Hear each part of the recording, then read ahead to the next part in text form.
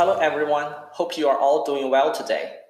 It is an honor to be here at the Game Developers Conference to present to you on the topic Genshin Impact, Crafting an Anime-Style Open World. So before we start, please allow me give you a brief introduction about myself. My name is Haoyu Cai. I'm the game producer and CEO of MiHoYo. So you can find my contact here. So feel free to email me if you have any questions after today's presentation. So today I'm going to cover these topics in the presentation. First of all, I'm going to give you a brief history of Genshin Impact and talk about the core philosophy of the game. After that, we're going to dive into why we think characters are so important for an anime-style game. As most of you may know that we have a lot more playable characters in Genshin Impact, and I'm going to tell you how we create and design our characters. And lastly, I will explain how we go about building this anime-style NPR world. So first, let me give you a simple overview of why we want to make Genshin Impact. Definitely, it's not because we have been mentioned and we have noticed that open world games are popular. It is because our company has a goal in mind, and which is to create the Honkai universe. Something like Meta Universe we mentioned recently, I guess. But we first had this idea in 2014, long before we start Genshin Impact. It is not difficult to see our goal if you look at our history, to see the games we made from Guns Girls to Honkai Impact and Genshin Impact, which I am the producer of all three till they launch. From our first side-scrolling action shooter game to our first third-person action game, and finally to our first open-world game, Genshin Impact, we strive to create a more immersive gaming world. When we start the Genshin Impact project, we want to create a new IP based on what we learned from Honkai Impact and build a more user-friendly world. As you can see, Genshin Impact is available to a broad range of audience. For example, in early year of Honkai Impact, there was no availability of male characters, but you can do so in Genshin Impact since the very beginning. Also, rather than having a sci-fi or hardcore themed setting, we hope to create a visually stunning and beautiful world instead, as you can also tell with Genshin Impact. As you know, there are 7 nations in Genshin Impact. So let me take Liyue as an example. Here is the concept art of Latin Rite, which is a festival in Liyue. I guess maybe some of you already joined this event during the February. In Genshin Impact, when we create different nations in the game, we try to integrate elements from various cultures in reality. Under the fantasy world concept, we have a motivation to enrich the world with diversity of different culture styles. So players from all around the world may find something fun and interesting in the game. For instance, in Liyue, although it is heavily inspired by Chinese culture, we hope that not only can Chinese players feel connected to Liyue, but also the players from different backgrounds enjoying the ancient and living culture from a fresh perspective. So for those who might not be familiar with Chinese culture, when they think about China, I guess Panda, maybe Kung Fu, or the Three Kingdoms may come first to their mind. With Liyue here, we want to present something different, something new. Obviously, in my point of view, Chinese culture has much more than these popular concepts mentioned above. So we integrated some iconic Chinese landscapes into the skenares of Liyue. Such as Guilin with its hills and waters. You can find the similar things in Liyue. And Zhangjiajie with its picturesque peaks and rocks, like the mountains in Liyue. We want to build a fantasy world that contains these beautiful things which is our goal to let players may find their inner peace when they play in Genshin Impact. And for global players, we hope that everyone can feel the common beauty together. Of course, most of our developers are born and raised in China, and we immersed ourselves in Chinese culture. We want to refine what we are familiar with into something that is easy to understand and then deliver it to global players. We hope the global players, they will also enjoy and share the beauty of Liyue and the culture elements that we integrated, even without much knowledge of Chinese culture. So, for example, like Liyue, it is as a nation with agriculture civilization, we use the geo as the element of it to reflect the characteristic of the city and its pursuit of peace. So for now, we only released Mondest and Liyue so far, 2 of the 7 nations in Tibet. The 3rd city, Inazuma, will come available in a few days. As said, we want to create a fantasy world filled with cultural diversity. We believe the anime art style allows us to collaborate and integrate more cultural element into a visually stunning world. The characters and the world of Tibet are indeed important carriers of the concept of the diversity. So next, let's talk about the character in Genshin Impact. Before diving in, let me answer a question. How many playable characters in Genshin Impact? I think maybe you know the answer. Actually, for now, the answer is 33. Exclude the avatar of the player. So I don't have enough space in this page to show you all of the characters. And in a few days after we update version 2.0, there will be 36. And we expected to add about approximately 17 characters per year. So for an open world ARPG game, it really seems a lot. In this chart, it is easily for you to see all the characters in different element categories. Character is one of the most important aspects of the game, not only because each character carries the unique gameplay and the element, but also it represents cultural characteristics.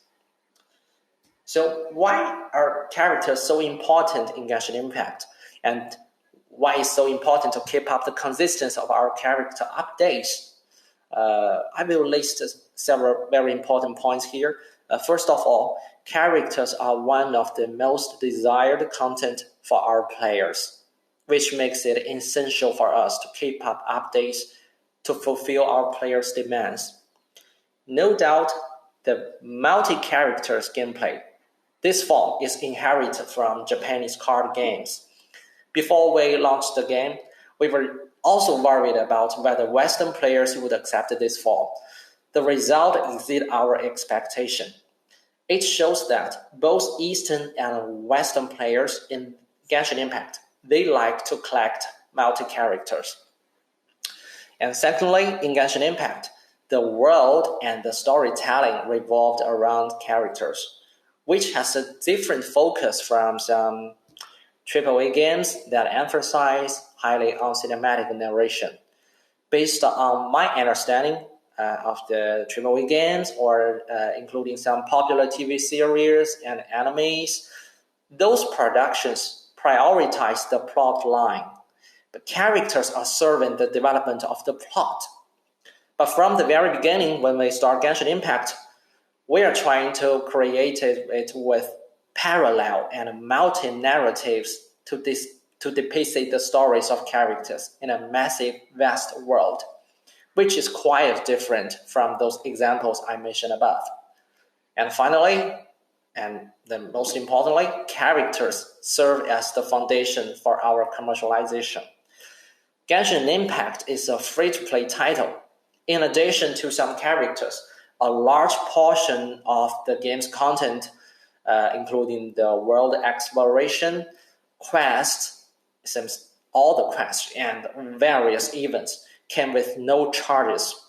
While some players have a relative smooth gameplay experience, we also heard someone may complain that they are getting stuck in certain adventure levels, which comes down to the issue of insufficiency with our content production. So this situation can be improved if we are more effective at creating new content. And of course, we are working on it right now. So to illustrate how we design characters, let me take Xiao as an example. This is Xiao. Yeah, Xiao is an important playable character in game. He is an Adeptus and the only remaining member of the 5 Yakshas dispatched by Morax to subdue the demonic spirits that plagued Li Yue. According to our character pipeline, first we confirm the world setting and where the character lives in. And then any member from any team, maybe art team, design team, and RP team, IP team, in our team means writers. Yeah. If any of them have ideas for the new characters, they can bring it up for group discussion. During the production, we always insist on collective creations, especially in the early stage. The final decision of a character design was not from any single person. It's made by group. Honestly, we don't have a typical art director or creative director in our team. And I guess that is why I am here today to give the lecture. So in the group, we evaluate the idea from aspects including but not limited to art, settings, gameplay, and the study of players' preference. Afterwards, we follow the same procedure to proceed with character creation. When the character's concept is settled, we started to implement it. Our goal is to ensure the characters look as good as the original character concept while in game. This picture is the drawing of a characters in 3 views, Xiao's drawings of Xiao in 3 views. And this is a character with finalized 3D model and texture assets. We review the model from an orthogonal perspective in game to make sure it looks exactly the same as the original concept, as well as having reasonable tessellation, topology, and follow our texture standards. Following that, we will continue with combat and movement design, action designs, and also integrating with gameplay design to ensure the ultimate visual effects in the game world. Okay, in order to achieve this goal, many technical and artistic details must be confirmed, and the following are a few of the most important. First and foremost, as I mentioned before, the models and textures must be authored as perfectly one-to-one recreations of the concept art. This is the basic requirements. And secondly, given the anime art style we created, the Terminator, you can see this in the video, the Terminator between light and shadow on the face must be good looking enough. And the normal physical-based shading cannot accommodate this. So as a result, we created hand-painted shadow masks specifically for the face, which can be adjusted automatically based on the direction of the main light. This is the effect of the dynamic light map in the video. You can see that. The artist can control the shape of the shade on the every light directions. From the front or from the side, the artist can totally control the shape of the shade on the face. So we can make sure the shadow on the face could be good looking anytime from any direction. And another point worth mentioning is that in-game, the characters and scenes are rendered independently using 2 different render pipelines. They are rendered separately. We used the deferred rendering pipeline for the scenes, of course, because taking into account time of the day, weather changes, and the complexity of the environments. However, because there are many complicated NPR stylization requirements for the characters, we decided to continue to use the forward rendering pipeline to ensure that the character can always show the effect that the artist wants in the games. So, because this allows us to control all the lighting effects and the impact they have easily. Maybe render the character and the scene separately sounds a little weird, but we can show you an example later. For example, while character shadow is primarily determined by one single light source, the transition of the shadow can be artificially set based on material settings, light intensity, and mesh curvature in order to achieve the best shadow transition performance. The color in the darker areas can also be controlled based on the color of the environment and the artist's preference. So let me show you the light of the scenes first. To better support our 24-hour cycle and dynamic weather system, we don't use any baked lighting in Genshin Impact. All lights are dynamic. The video shows how our image-based lighting and ambient lighting component changes throughout the day and night, and as you can see, when local lights turn on at night, you can see there is a lamp.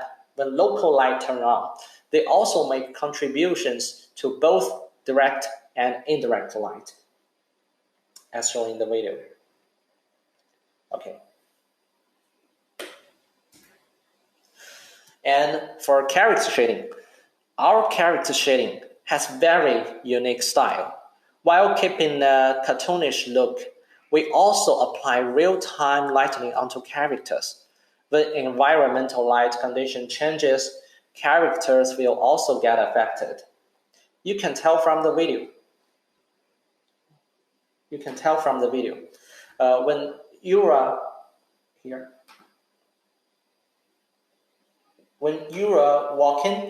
walks under the tree leaves cast shadows on her body. Yeah. Okay. Let's see it again. Yes. So after talking about the character, following that, let's move on the creation of Genshin Impact world.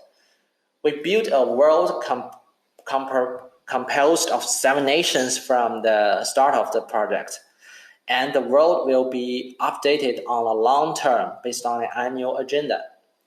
As a result, how to create a stylized world that becomes critical. So after settling on the basic concept of the world, we encountered some hardships creating the art style. This is the concept art of Inazuma. As you can see, we intend to create a world with anime rendering style. Following this idea, our artists create many concepts on their own. Like this picture. Yes, this is the concept of Inazuma. So now, when we have this concept, our job is to recreate it in-game.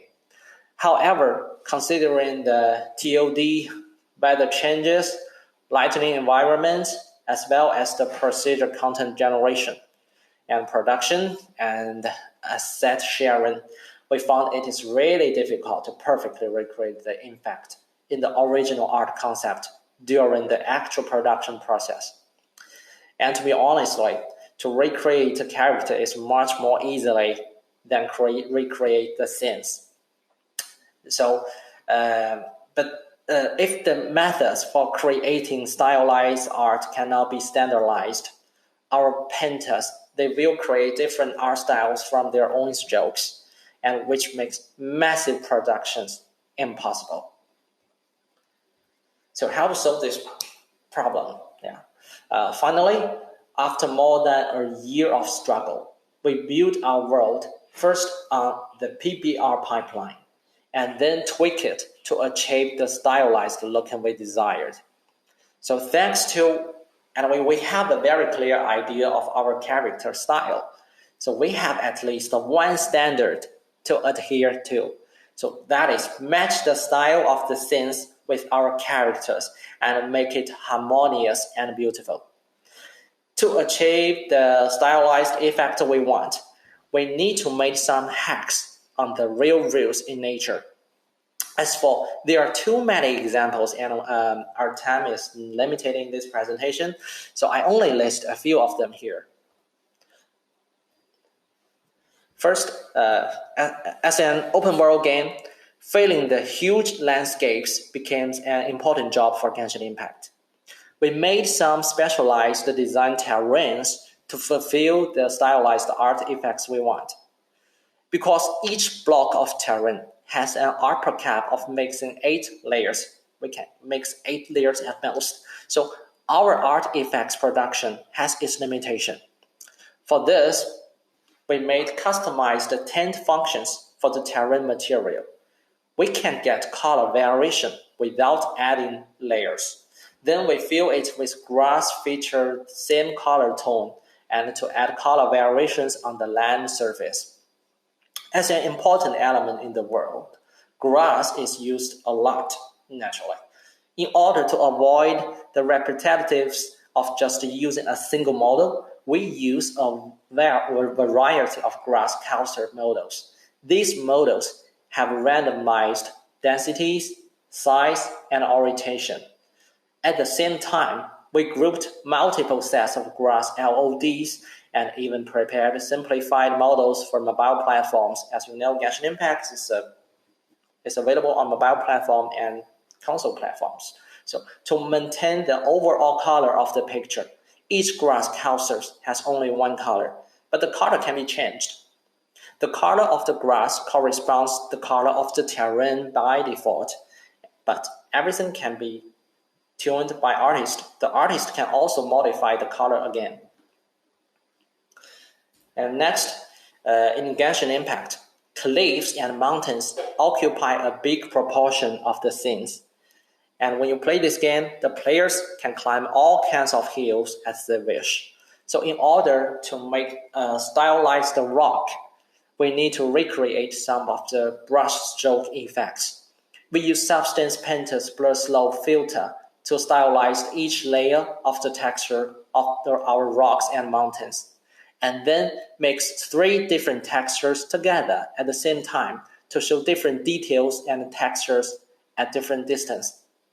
The 3 pictures below shows the rock effect from different distance, from the near to medium distance to far. So we also consider the reusability of rock assets, making the details of rocks change when zoom in and zoom out. Another thing it worth to be mentioned are trees. Trees are also an important element in the world. Unlike realistic trees, trees in Genshin Impact uses lots of shading tricks to blend in with the surrounding environment while retaining the details. So let me list some key points about how we make trees. First, we use a spherical normal for leaves. You can tell the differences between these 2 tree pictures here. And next, we have to weaken the specular and the shadow between leaves in order to make it more like an anime style. And for tree shading, we set a minimum value for moonlight intensity. This prevents tree from looking too dark, too black when the moonlight intensity is pretty low in dawn and dusk. But after doing all of these things above, there still have a very critical problem. The size of the leaf scars are still looking too obvious, like is showing on the right picture. So we clip the leaf out by dot production of the leaf and card normal and the view of the direction. Okay, so at last, there is another thing very interesting I want to show you.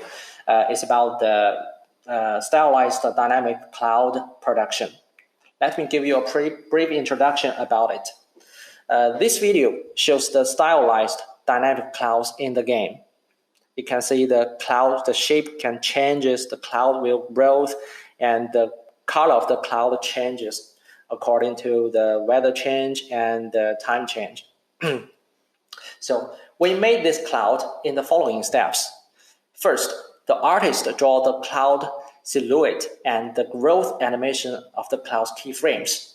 And next, according to these keyframes, we have a tool to interpolate the cloud keyframes into a gradient map, as shown below. And then we use two basic light map and a rim highlight map to realize the 24 hours light effect. Lastly, when we finished this, we used generated gradient map with some noise to realize the dynamic changes at the clouds. Due to the stylized art style of the game, the dynamic lighting effects mentioned here refers to the 24-hour color gradients was preset by our artist too. So, well, that is all I want to share with you today. Although Genshin Impact has been online, we are still developing future contents. We just finished the 3 Nations in 7, and the third one, Inazuma, hasn't been updated yet. It will take us another 4 years to finish all the 7 nations in Tibet.